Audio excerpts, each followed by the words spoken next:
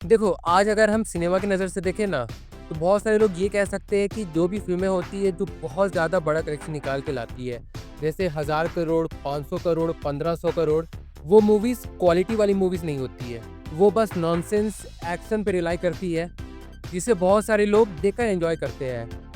But उन सब movies की जो रिपीट वैल्यू है ना, वो बहुत ज़्यादा कम होती है और ऐसी मूवीज़ जो होती है ना, वो सोसाइटी में किसी भी तरह से कंट्रीब्यूट नहीं करती है। वो सिर्फ unrealistic things, unrealistic action sequences दिखाकर ऑडियंस की जो एक्सपेक्टेशन है ना, वो सारी मूवीज़ से हाई कर देती है। और इसलिए आगे अगर कोई नेचुरल, कोई बहुत ही ज़्यादा ग्राउंडेड मूवी बनाई जाती है, तो ज़्यादातर चांस यही रहता है कि ये सारी फ़िल्में फ्लॉप हो जाएँगी। और इन सब का जो ब्लेम है ना, वो ऐसी मूवीज़ पे डाला जाता है जो बॉक्स ऑफिस पे बहुत ज़्यादा रेवेन्यू जनरेट करती है।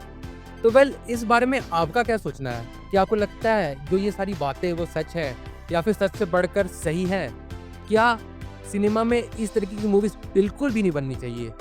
क्या सच में ये लोगों के दिमाग में केवल और केवल अनरियलिस्टिक थिंग्स, फिर चाहे वो सिनेमा से रिलेटेड हो, लाइफ़ से रिलेटेड हो, उनके बारे में भर देती है? आपका क्या सोचना है इस बारे में?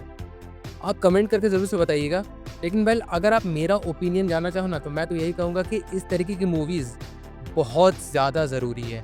अब देखो, इससे पहले कि आप मुझे जज करो, पहले मेरा एक्सप्लेनेशन सुन लो कि मैं ऐसा क्यों कह रहा हूँ। सबसे पहली बात, मुझे ऐसी मूवी सबसे ज़्यादा पसंद है ना, जिसके कैरेक्टर्स, जिसकी कहानी बहुत ज़्यादा ग्राउंडेड होती है। और इसलिए जो बड़े-बड़े एक्टर्स भी होते हैं ना, मुझे उनकी भी ज़्यादातर वही सारी फ़िल्में पसंद आती है ना, जो बहुत ज़्यादा सिंपल और ह्यूमेन टॉपिक्स को टच करती है। जैसे शाहरुख खान की स्वदेश हो गई, अजय देवगन की रेनकोट हो गई, आमिर खान की कई सारी मूवीज़ हो गई, अक्षय कुमार की भी कई सारी मूवीज़ हो गई। और हाँ, ये बात भी सच है कि इन सारी मूवीज़ की जो रिपीट वैल्यू रहती है ना, वो बहुत ज़्यादा हाई रहती है। मतलब हम इन सब फ़िल्मों को थिएटर में भी देख सकते हैं, जब वो किसी ओटीटी प्लेटफ़ॉर्म पे आए वहाँ पर भी देख सकते हैं, अगर वो टीवी पर चल रही है वहाँ पर भी हम देख सकते हैं, या फिर बहुत सारे लोगों को रिकमेंड भी कर सकते हैं कि अगर आपको कोई कम्फर्टिंग, कोई बहुत ही ज़्यादा ग्राउंडेड स्टोरी वाली फ़िल्म देखनी है, तो आप इन सारी फ़िल्मों को चेकआउट कर सकते हैं। बट ऐसी चीज़ें हम पुष्पा, केजीएफ, जवान, पठान, इन सब के बारे में बहुत ज़्यादा नहीं बोल सकते हैं। और उसका कारण क्या है कि सबसे पहले वो मूवीज़ जो होती है, वो थिएटर एक्सपीरियंस के लिए बनाई जाती है। और दूसरी चीज़ ये, इन सारी मूवीज़ को अकेले बैठकर देखने में ना, उस तरीके की फीलिंग नहीं आती है, जब हम इन सारी मूवीज़ को एक भरे थिएटर में लोगों के साथ देखते हैं। बट स्टिल इतना कुछ बोलने के बावजूद भी मैं यही बोलूँगा कि हाँ, पुष्पा, केजीएफ, ये सारी मूवीज़ बहुत ज़्यादा ज़रूरी है हमारी सोसाइटी के लिए। और उसका कारण क्या है? उसका कारण है पैसा।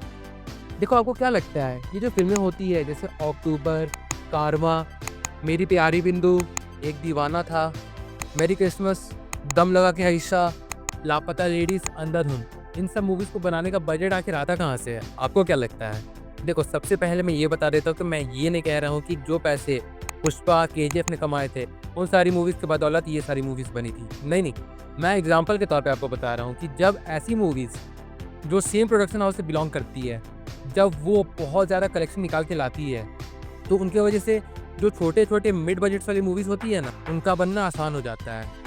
क्योंकि आप खुद ही सोचो, अगर किसी प्रोडक्शन हाउस के पास पैसे ही नहीं रहेंगे, तो कैसे इन सारी मूवीज़ को प्रोड्यूस करेगा? हाँ, मैं मानता हूँ कि क्वालिटी सिनेमा एक अलग चीज़ होती है और हम उन्हें मॉनेटरी बेनिफिट्स पे तो नहीं जोड़ सकते हैं। ऐसे ही कई कारणों के चलते अगर ऐसी किसी फ़िल्म के साथ एक फ्लॉप या डिज़ास्टर का टैग जोड़ा जाता है ना, तो वो देखकर सच में बहुत बुरा लगता है कि ऑडियंस इस तरह की मूवीज़ को सपोर्ट क्यों नहीं कर रही है। और अगर एक प्रोडक्शन हाउस बस इन्हीं तरह की मूवीज़ को बनाने में फ़ोकस करेगी, तो उनके पास पैसे कहाँ से आएँगे? कहाँ पर वो जाकर दोबारा से इस तरह की मूवीज़ फाइनेंस कर पाएगी? अगर वो नॉनसेंस, इलॉजिकल, एक्शन एंटरटेनर, मास एंटरटेनर नहीं बनाएगी तो। लाइक एग्ज़ाम्पल के तौर पे अगर मैं आपको बताऊँ, तो जो पैसे यश राज प्रोडक्शन ने धूम 3 जैसी मूवीज़ बनाने से कमाया था, सेम उन्हीं पैसों की बदौलत उन्होंने मेरी प्यारी बिंदु और दम लगा के हिस्सा जैसी मूवीज़ दी थी।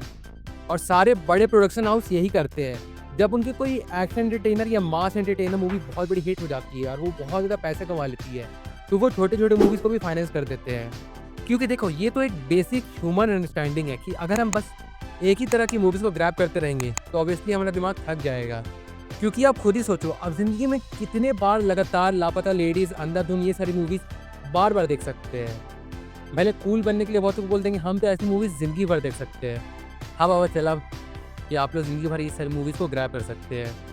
बट मेजॉरिटी ऑडियंस की थिंकिंग ऐसी नहीं रहती है। उन्हें अलग-अलग जॉनर की फ़िल्में चाहिए। और फिर ऐसा भी नहीं कि जो ग्राउंडेड स्टोरी होती है, जो ग्राउंडेड कैरेक्टर्स होते हैं, सिर्फ वही ऑडियंस से कनेक्ट कर पाती है, बिल्कुल भी नहीं। हमने हर अलग-अलग जॉनर में ऐसी फ़िल्में देखी है जो ऑडियंस को किसी न किसी वे में कन्विंस कर पाती है कि हमारी जो स्टोरी है वो आपको कहीं न कहीं कनेक्ट कर जाएगी। और इसीलिए तो आज के टाइम पे जॉन विक जैसी मूवीज़ जो प्योर एक्शन एंटरटेनर है, उसे भी सिनेफाइल्स हाईली रिकमेंड करते हैं। और सिर्फ इसलिए भी नहीं कि उस मूवी में जो एक्शन है वो पाथ ब्रेकिंग है, नहीं, क्योंकि उस कैरेक्टर की जो वर्ल्ड बिल्डिंग की गई है ना, इस तरीके से उस कैरेक्टर को हाइप किया गया है ना, वो भी एक अलग तरीके की स्टोरी टेलिंग को बयां करती है और इस तरीके से ऑडियंस उन सारे कैरेक्टर से भी कनेक्ट कर पाती है। एंड सेम इसी तरीके से और इसलिए जब इस तरह की मूवीज़ बहुत ज़्यादा अच्छा कलेक्शन निकाल के लाती है बॉक्स ऑफिस पे, तो फाइनली छोटी मूवीज़ को भी राहत मिल जाती है। इसलिए आगे से जब भी आप इन सारी मूवीज़ को ब्रूटली ट्रोल करो, तो एक बात याद तो ज़रूर से रखना कि हाँ, इन्हीं मूवीज़ के बदौलत हमें जो अच्छी क्वालिटी मूवीज़ होती है, वो भी देखने को मिलती है।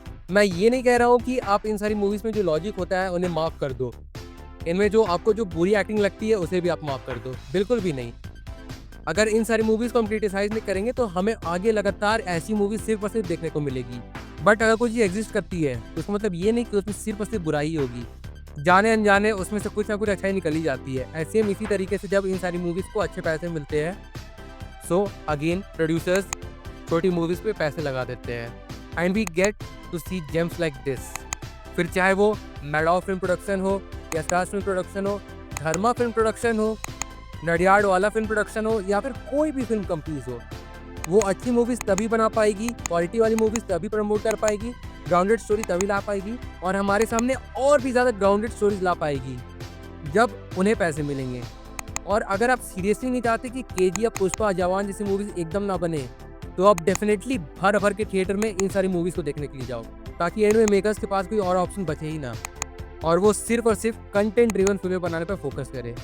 वेल, तब तक लिए तो हम बस होप कर सकते हैं। So let's just wait and hope for the best. तो वेल, चलिए, यही था मेरा ओपिनियन इस पूरे डिबेट के अराउंड कि जब भी कोई इन सारी मूवीज़ को ट्रोल करता है, तो वो इन सारी मूवीज़ की दूसरी साइड नहीं देखता है, और जब कोई इन सारी मूवीज़ को सपोर्ट करता है लेकिन थिएटर में जाने से खुद को मना कर देता है कि ना, मैं इन सारी मूवीज़ को तो अपने घर में आराम से बैठ के ही देखूंगा, तो यार मेकर्स कैसे बनाएंगे ऐसी और फिल्में जब उन्हें पता ही नहीं चलेगा कि ऑडियंस इन सारी फिल्मों को पसंद कर रही है।